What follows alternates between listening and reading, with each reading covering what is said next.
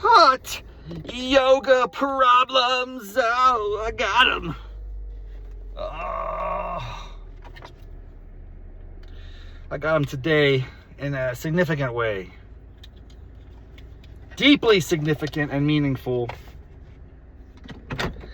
Problems that endure and multiply. Oh, I gotta acknowledge something here. Oh, I gotta back. Very careful as I back out of this garage, dude. I still have this new to me car in a pristine condition. I don't want to ding it up. It's gonna happen. It's bound to happen. If you work anywhere that requires you to drive in and out of a parking garage on a daily basis, you are likely going to ding the car at some point in time. Just brace yourself for it. Don't get too upset when it happens, because it's inevitable. Much like the guy when he snaps his fingers, when he gets all the gems. What's that guy's name? Yeah, you know what I'm talking about. Avengers Endgame, son. I am inevitable. It is inevitable that I will ding the car at some point in the near future.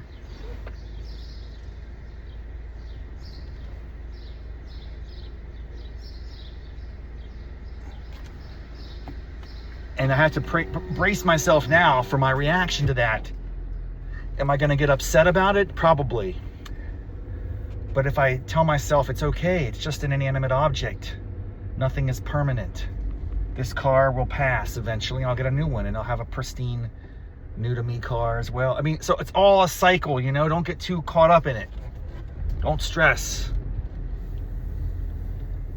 Especially stressing for things that haven't even happened. It is conceivable. It is possible. It's not likely, but it's not impossible. I would bet it's under 1% chance that I could have this car for years and never get a concrete pillar ding on it. It's possible, it's conceivable, it's not likely. But it's an interesting thing to speculate and contemplate, because we are ultimately in control of those things. If I really prioritize this, every time I got in the car and I had like a mantra, don't ding the car on a concrete pillar in a crowded parking garage today. And that was my main focus, and it was a top priority. It was like it in the hierarchy of needs: food, shelter, belonging, car security. If it was in that mix, I might be able to credibly tell you that there's a high probability, not just a possibility, but a greater than 51% chance that I could make it and fulfill that destiny. But I don't know, man. That's unlikely. Anyway, what am I talking about? Oh, that class was good. And I've had this instructor before, and I'm fond of the OG flow. There's nothing crazy about this flow. There's nothing unexpected about this flow. It's very traditional.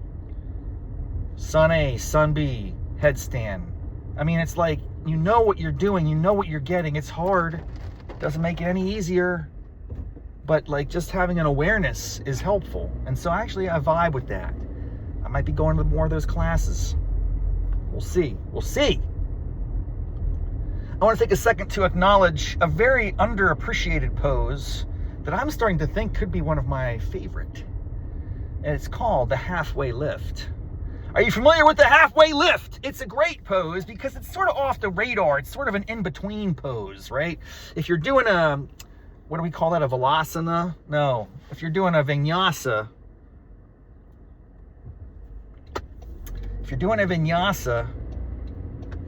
the halfway pose could easily be overlooked as just an intermediary, a step to something. Like your forward fold, halfway lift, chimichanga, chaturanga. Well, the halfway lift sometimes even gets just left out. It's like inhale, halfway lift, exhale, push up, whatever. I just think this pose is good. And what was prompting me to mention this today is that, and this happens, I don't know, I want to say 5 to 10% of every session that I go to, depending. It's yogi dependent and it's very unpredictable. But we kind of hung out on a halfway lift today. Have you ever hung out on a halfway lift? It's like you're doing a figure 7 with your feet. So basically, forward fold. Imagine you're folded in half. Hands on the floor, touching your toes, whatever you can do. Halfway lift, you put your hands on your shin and you push your back, you get a flat back. It looks like a figure 7.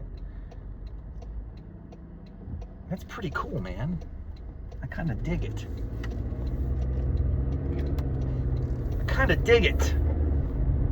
Not only kinda, I absolutely dig it. I really liked that halfway lift today. It gave me some energy. We were like, I don't know, 5 breaths in a halfway lift. Who does that? That was the unexpected twist from today's otherwise very traditional flow. So mad props to the instructor for pulling out a little bit of a ninja card there. Switching things up, surprising me. But I want to acknowledge something. I'm very tired today, but I'm proud of myself for making it. It was not an easy thing. I was up late last night, and I know that I don't think I talk about sports on Hot Yoga Problems channel too much, but I think I need to acknowledge something. It's probably the end of an era. The end of a remarkable, I would argue, legendary era in national hockey. In case you're not familiar, there's this remarkable world-renowned team known as the Pittsburgh Penguins Hockey Club out of Pittsburgh, PA. And they've had an extraordinary ride, really, since the early 80s. It's been that good. 5 cups, elite, world-class, top 3 to 5 players in the world have donned the black and gold uni for the Pens, including the most recent 3-headed monster, dude. Crosby, Malkin, Letang. I think they've been playing for 20 years. It's unprecedented. Do you know that word is probably thrown around a lot in society? Oh, this is unprecedented. Starbucks got my order right today. It's unprecedented. I mean, we gotta reserve certain words for appropriate occasions. And this is an unprecedented situation. 3 professional athletes for the same team for 20 years. This never happened in any professional league. Because especially in today's, free agency, chase the money world, players come and go like busboys in a restaurant, dude.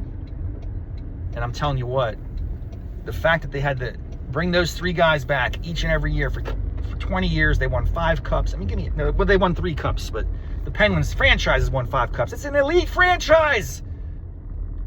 And it all went down in flames last night. The end of an era, most likely. We don't know for sure. I could still see them bringing back Malkin. He's a free agent. He will be in the off-season. I don't know who would want him, to be honest. He's a great guy. He's very talented, but, he's like a lot of these guys. We get old, man. Father Time is undefeated. Long and the short of it is, we dug ourselves a pretty mighty hole in the first round of the playoffs against them Philadelphia Flyers. And they beat us. They won in overtime. It was a great game. It was very entertaining. And in the overtime period, I was just texting some friends, like, guys, just soak it in. Enjoy the fact that we have this moment, that we have so many extraordinary memories of this team, of this franchise, of these players. Like, so many cities and towns, well, I guess not towns, but cities across the country that have franchises. So many NHL fans would just give anything to have a player like Crosby, Malkin, Letang for just 3 to 5 years, just one of them on their squad. We had all 3. And you throw some other really cool, memorable characters in there, like Fleury, like initially Jordan Staal. Man, if they could have kept Staal, we've had such a run of talent. It's really been exciting to have been a part of that. It's sad when it doesn't go your way. But the good news is, like, and I think I'm kind of at age 50 and a half. Cold Stone Creamery emailed me recently. They said, hey man, happy half birthday. I was like, really? They're correct, by the way. They got it right. I think it was April 23rd is my 6-month, benchmark. So I turned 50 and a half. Thank you, Cold Stone Creamery, for acknowledging that important milestone. And more importantly, giving me like a 10% discount on my next like it, love it, gotta have it crack addict, order menu like that. Remember that? Oh, what was that dude's name? I love that guy. Where'd he go? What's going on with that cat? Oh, well, the Pens lost. It was it went late into the night. Only one overtime, but pretty deep. Thankfully, it didn't go more than one. I mean, the more overtimes you have, when you lose, like they lost once to the Flyers in 5 overtimes. It was insane. Maybe it was 6-5. It was one of the longest games in the league history.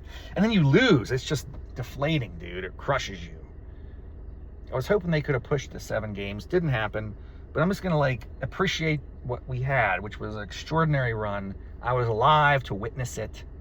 I watched that team when they came to DC dominate, by and large, not always, but by and large, dominate the Capitals. The steps outside the MCI arena, or whatever it's called. I've had a good run here, had a good run. I've seen them in Pittsburgh, it's just been a great couple of decades, right? So salute to that. The thing is, as it relates to yoga problems, I had to, unwind myself. So you go into a game like that, it's, the season's on the line, overtime, the loss is devastating. It's like a very significant emotional roller coaster. And it takes me a good hour, 2 hours to unwind and relax and then finally get to sleep. My mind's racing. I'm angry. I'm replaying things in my head. What if this? What if that? They hit the post multiple times. It's the puck luck wasn't there. The hockey gods were not smiling upon us. But it was a good ride, like I said. So I'm tired, but I made it out. I made it up. And I made it to class. And it was a good class. And I'm ready to face the day. And the weekend is in view. And I'm very excited about it. I hope you are too. All right. Have a great day. Until next time. Namaste, mofos.